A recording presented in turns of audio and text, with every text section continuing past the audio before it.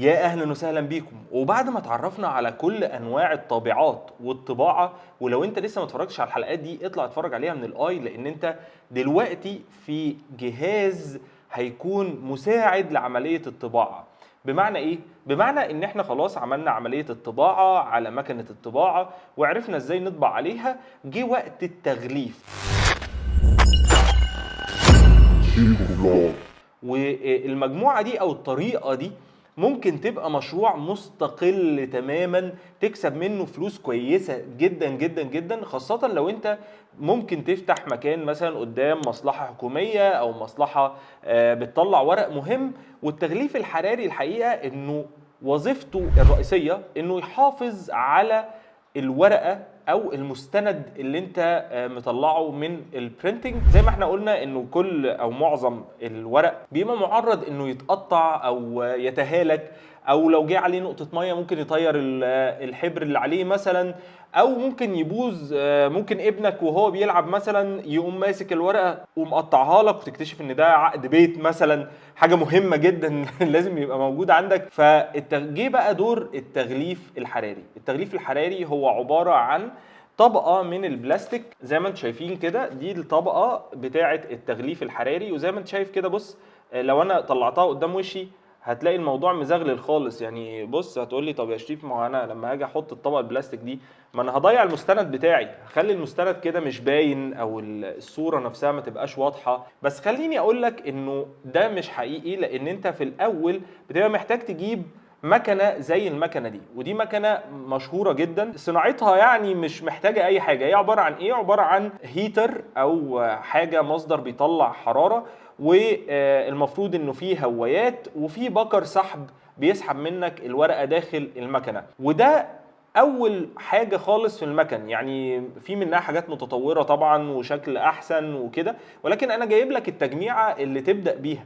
المكنه دي تقريبا ثمنها دلوقتي في السوق المصري من 2000 لغايه 2000 ونص، وهايله جدا. ممكن تبدا بيها مشروع حرفيا يكسبك كويس جدا جدا. التغليفه الحراريه الواحده بتطلع وبتبيعها للزبون في افريج من 15 ل 20 جنيه للورقه الواحده، والورقه بتكلفك حرفيا تقريبا خلينا نقول مثلا في افريج ال5 جنيه بالكهرباء بالهوالك بالمشاكل بكل الكلام ده كله. فانت متخيل انت بتكسب 3 مرات سعر الورقه اللي انت بتعملها. بس هي معتمده ان انت لازم تفتح في مكان يبقى قريب من مصلحه حكوميه، او حد ممكن يبقى بيعمل اغلفه كتب، محتاج انه يطبع مجلات، او يبقى حاجات من هذا القبيل. زي ما انتم شايفين انا جايب لكم المجله دي معمول لها تغليف حراري للغلاف بتاعها بالطريقه اللي احنا هنستخدمها دلوقتي. والتغليف الحراري بيجي بمقاسات كتيره جدا، من اول المقاس الصغير، والمقاس الصغير ده اللي هو بيبقى قد كده تقريبا، اللي هو اصغر من الاي 4 تقريبا، يعني مقاسه 150 في 200 سم. كل المقاسات بتبقى مكتوبه على الاغلفه بتاعه الباكت اللي انت بتشتريها. ممكن تشتريه من اي مكتبه بس تبقى كبيره شويه، مثلا سمير وعلي، برناسوس، اي حاجه من الحاجات اللي في مصر دي. وبينتهي عند المقاس الاكبر وهو الاي 3. والمقاس الاي 3 ده مش مطلوب قوي، يعني غالبا المقاسات اللي بتبقى مطلوبه جدا هي المقاس الاي 4 فيما اصغر من كده. طبعا ده شكل الورقه بعد ما بتتغلف تغليف حراري. وهنعمل دلوقتي تجربه ازاي تقدر تغلف اي برينتنج او اي حاجه انت طبعتها، وليكن دي مثلا، دي الصوره دي مطبوعه مقاس A3. هنعمل لها دلوقتي مع بعض تغليف حراري عشان نشوف العمليه مع بعض وازاي المكنه دي بتشتغل مع بعض. فلو انت لسه جديد هنا ما تنساش تعمل سبسكرايب للشانل وتفعل زرار الجرس، تديني لايك متين وتكمل بقيه سلسله الطباعه في حياتنا، لانها مفيده جدا جدا جدا لينا كلنا. يلا بينا نبدا ان شاء الله على بركه الله. اول حاجه لما نيجي نبص في المكنه دي هنلاقي فيها 3 زراير. هنا فيها زرار للباور، وده طبعا بنفتحه بالمنظر ده كده. وفيها زرار المفروض بتاع البكر بتاع السحب، وده لو احنا عايزين نسحب كده او ندوس عليها يخلي السحب العكس. وفيها زرار للهيتر او درجه الحراره بتاعه المكنه. لما نيجي نبص هنا نلاقي فيه كمان 2 نور بتاع الباور وبيبقى لونه احمر، ونور تاني لونه اخضر مكتوب تحتيه ريدي. وفوق هنا في عداد الحراره اللي انت بتختارها من الديمر اللي هنا، وانا هنا بختار حراره تقريبا في افريج ال 100 درجه. وبسيبها تسخن شويه. وانس انها بتسخن المفروض ان النور الاخضر ده بينور ويقول لي انها ريدي دلوقتي انها تسحب الورقه. لازم اجهز حاجتين مهمين جدا معايا. لازم اجهز ورقه تكون كوشيه او ورقه انا مش محتاجها في حاجه بس تبقى سميكه شويه، وليكن مثلا 200 جرام معايا، وهقول لكم ازاي او احنا هنستخدمها في ايه بالظبط الورقه دي. وبجهز البلاستيكه اللي انا المفروض او الجيلاتينه بتاعه التغليف الحراري بالمقاس اللي يناسب الورقه بتاعتي. طبعا الورقه اللي عندي او البرنتايه اللي انا طبعتها النهارده هي مقاس ال A3.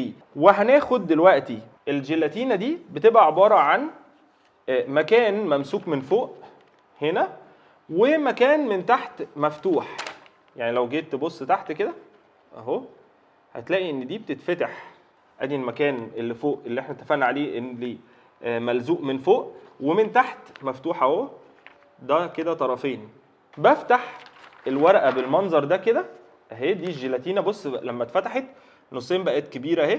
بفتحها بتاكد ان انا مفيش اي اتربه جوه الجيلاتينه، وباخد الورقه بتاعتي او الاي 3 بتاعتي وببدا احطها ما بين الاتنين جيلاتين بالطريقه دي كده زي ما انتم شايفين.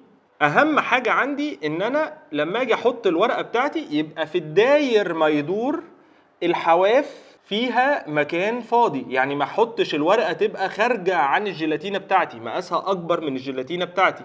ما احطش الورقه انها تبقى من هنا ليها مكان او مقاس لكن في الناحيه التانيه مثلا بره يبقى طالع منها طرف الورقه.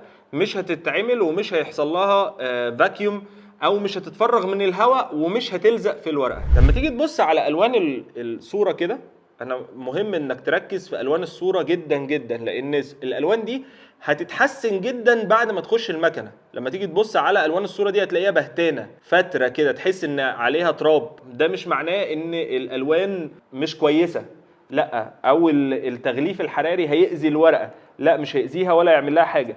ولكن هو وانس انها تتعرض للحراره المفروض انها تطلع لنا بالنتيجه النهائيه زي دي كده. الوانها ناصعه، بالعكس هتبقى الوانها احسن ومشبعه اكتر ومتحافظ عليها بشكل افضل وكل حاجه من الحاجات دي. هنستنى بس انه المكنه تسخن ونبدا نحط الجيلاتينه بتاعتنا، او اقول لكم البروسيس او الطريقه الصحيحه اللي المفروض تعملها عشان تطلع احسن نتيجه من التغليف الحراري وتكسب من وراه بشكل كويس جدا، وربنا يرضي قلبك ويمن عليك ان شاء الله ويرزقك برزق طيب. على ما المكبس بتاعنا او المكنه بتاعتنا تسخن، في شويه نقط لازم تخلي بالك منها وانت بتطبع او بتعمل عمليه التغليف الحراري. اولا خلي بالك ان المكنه دي فيها سخونيه عاليه جدا. ما تحاولش تحط حاجه فوقيها في المكان دوت نهائيا، او تحطها على سطح من تحت يبقى سطح خشبي تحسبا، لان هي ممكن درجه حرارتها تعلى جدا وتحرق لك اي حاجه ممكن تكون فوقيها، وساعتها هتعمل لك كارثه كبيره جدا. الحاجه رقم 2 اللي انت لازم تخلي بالك منها ان المكنه دي بتسحب كهرباء عاليه، ضغط بتاع الكهرباء بتاعها عالي. هي عامله زي بالظبط الدفايات اللي احنا بنشغلها عندنا في البيوت. الدفايه بتسحب ضغط عالي، فما تحاولش تحطها في مشترك عشان ممكن يعمل لك كارثه ويسيح المشترك بسبب ضغط الكهرباء بتاعها. او تحاول ان انت توصلها فترات طويله وتخليها مفتوحه عشان ما اقعدش استنى انها تسخن وونس ما يجي لي اي شغل اشتغل على طول عليها. دي حاجه غلط جدا ممكن تاذيك حرفيا، لانها هتسحب ضغط عالي، وزي ما قلنا كده ضغط الكهرباء ده بيولد حرارة، والحرارة بتعمل مشاكل كبيرة جدا في الكهرباء. رقم 3، ما تحاولش تعمل تغليف حراري بورق خفيف خالص وتعلي درجة الحرارة عليه. لو عليت درجة الحرارة اكتر من احتياج الورقة اللي بيتعمل لها تسخين او تغليف حراري هيحصل لك مشكلة كبيرة جدا، وهي تعرج الورق، او حتى ممكن كمان يسيح الورقه بالجيلاتينه داخل المكنه وداخل المكبس بتاعك، وده هينتج عنه مشاكل كبيره جدا جوه المكنه بتاعتك. فدايما كده قبل ما تبدا عمليه التغليف الحراري تستعين بتست بسيط جدا وهنا بقى هيجي وقت الورقه اللي انا قلت لكم عليها، الكوشيه ال 200 جرام. الورقه الكوشيه ال 200 جرام دي هيبقى وظيفتها بس انها هنعمل عليها تيست عشان نشوف المكنه سخنت ولا لا، وهل درجه الحراره مناسبه ولا لا، وهل درجه الحراره متوزعه داخل المكبس بشكل صحيح ولا لا. وزي ما انتم شايفين كده الورقه دي متعرجه من قبل كده بسبب ان انا بستخدمها كتير جدا في العمليه دي. بندخلها ونشوف درجه الحراره. التعرج ده ممكن يحصل لك في التغليف الحراري، وانس ان الورقه دخلت بالتغليف الحراري جوه المكبس وخرجت واتغلفت، مش هينفع تفكها تاني ومش هينفع تعدل فيها تاني، هتكون الورقه خربت. فخلي بالك لو انت بتتعامل في مستندات حكوميه مثلا، فالموضوع بيبقى خطير جدا، لان المستند لو دخل واتغلف غلط ممكن تبوظ المستند جوه المكنه. خلي بالك من الحاجات دي. وكل الحاجات دي تبان انها كبيره جدا، ولكن بالممارسه كل حاجه هتبقى بسيطه وما فيهاش مشكله. كل حاجه كده بقت جاهزه وجاهزين على اننا ندخل الصوره بتاعتنا جوه المكنه. ولو شفتوا كده هتلاقي ان المكنه خلاص بقت منوره نور الرادي. مش عارف باين عندكم ولا لا، ولكن هي كده بقت رادي انها تستلم مننا الورقه بتاعتنا. ويجي دور الورقه الكوشيه اللي احنا قلنا عليها، اللي بتكون جراماتها عاليه وسميكه، ومش لازم تبقى يعني بيضه، ممكن تجيب اي ورقه عندك قديمه، هادر، هالك، اي حاجه. هنبدا ندخلها في المكنه عندنا، وبتخش من هنا كده اهو، بس ندخلها بشكل صحيح، الورقه تبقى مظبوطه اهو زي ما انت شايف. نبدا نديها للمكنه. بص كده المكنه بدات تسحب الورقه اهي اهي، تسحب الورقه. طبعا انا هنا حاسس بحراره، انا هنا حاسس بحراره قويه، مش حراره اي كلام يعني. بص كده الورقه حصل فيها ايه، بدات تتنى شويه في البدايات عشان درجه الحراره اعلى شويه، ما كانتش متوزعه بشكل كويس.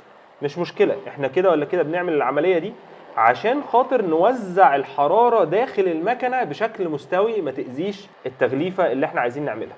هنطلع الورقه زي ما انتم شايفين، الورقه اتعرجت شويه، مش مشكله، هندخلها تاني للمكنه.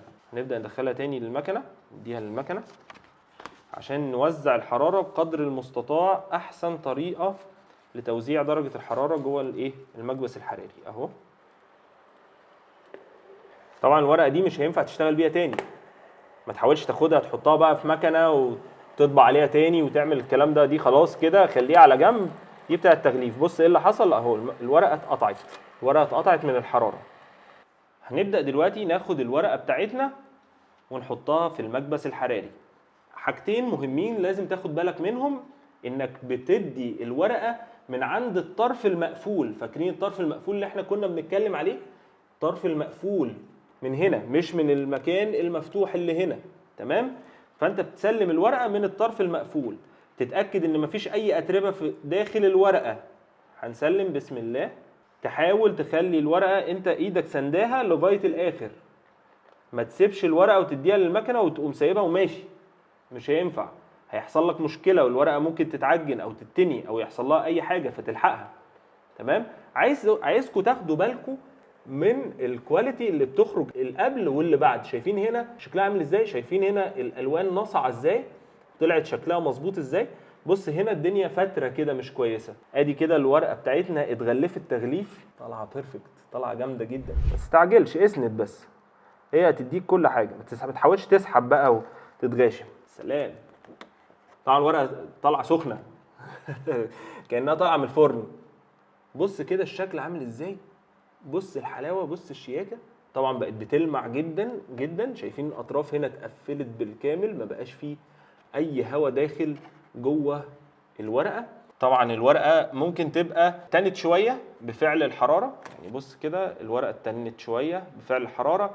فانت عشان تنقذ موضوع انها اتنت ده، ممكن تحط عليها حاجه تقيله فتره مثلا ساعتين 3 عشان خاطر توزن الموضوع وتخليها مظبوطه وتفضل مفروده احسن حاجه، لانه ده في الاخر بلاستيك هياخد الشيب اللي انت هتحطه عليه. طبعا ده شكل الصوره بعد التغليف، وهطلع لك شكلها قبل. فاكرين قبل لما مسكناها كان شكلها عامل ازاي؟ ده بعد. طبعا التغليف ده بيعمل ايه بقى؟ التغليف ده بيخلي الورقه مستحيل تتقطع. يعني بص كده، دي ورقه اهي متغلفه، بص مفيش، هتتنى لكن مش هيحصل لها دامج، مش هتتقطع، مستحيل تتقطع، مستحيل تقدر تولع فيها، مش هيحصل لها مشكله بانها تتولع، مستحيل الميه تتخللها او تاذي الورقه، مستحيل، هتفضل الورقه عمرها ما هيحصل لها اي مشكله طول ما هي كده، ولا ابنك هيعرف يعملها. حلها الوحيد عشان تبوظ انك تقصها بمقص او تتغشم عليها حتى بالكتر، الموضوع هيبقى صعب ان انت تقطعها، غير لو مسكت الكتر بقى واتغشمت وايه ومسكت عن عمد وقصيت بيه جامد. فالورقه كده مستحيل يحصل لها اي ضرر من اي نوع، وهو ده قوه التغليف الحراري. وزي ما قلت لكم الورقه بتكلفك 5 جنيه فقط، انت بتبيعها من 15 ل 20 جنيه، وانت وشطارتك، وربنا يرضي قلبك يا رب ويفتح عليك. ده كان التغليف الحراري النهارده، يا رب اكون فدتكم بشكل كبير، يا رب يكون التجميعه دي سبب رزق لحد عايز يعمل البروجكت بتاعه من البدايه خالص، او تبقى مصدر مساعد ليك في البرنت هاوس بتاعك او في البيت عندك، بحيث ان انت تحافظ بيها على مجلداتك، على كتبك، تعمل بيها اغلفه المجلات، تعمل بيها الصور بتاعتك اللي انت عايز تحافظ عليها قدر المستطاع. اشوفكم في حلقات تانية كتير. لو انت لسه جديد هنا ما تنساش تعمل سبسكرايب، تديني لايك متين، وتكتب لي كومنت لو انت عايز تستفسر عن اي حاجه. كان معاكم الشيف عبد المنعم، اشوفكم في حلقات جايه كتير. السلام عليكم.